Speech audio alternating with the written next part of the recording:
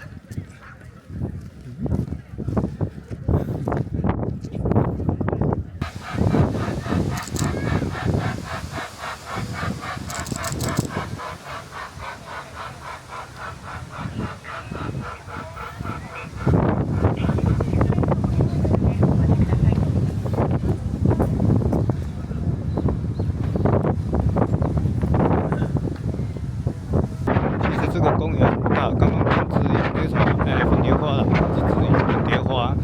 那个只有占园区的1/3左右。反正这个是很大的，中间还有一条马路横跨过去。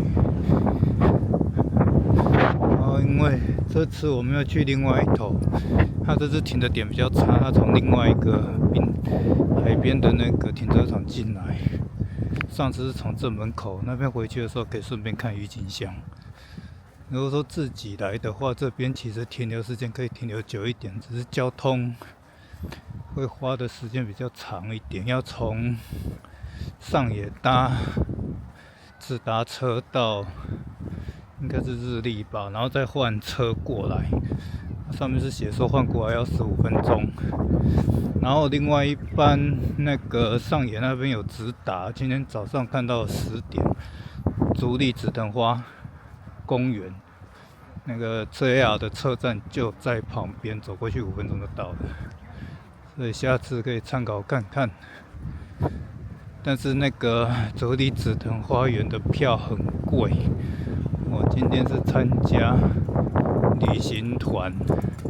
大概1700多块台币吧，哎，然后它是有包这2个地方的门票，但是它紫藤花园的门票，它是因为是傍晚进去，所以傍晚比较便宜。反正看看今天的状况怎么样。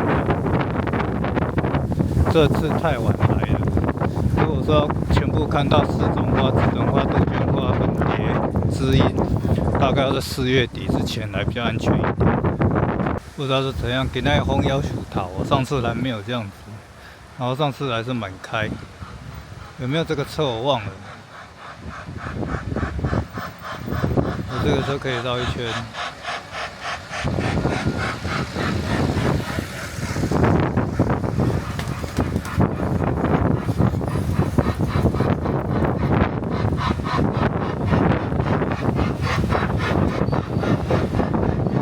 期间限定，表示平常没有这个东西。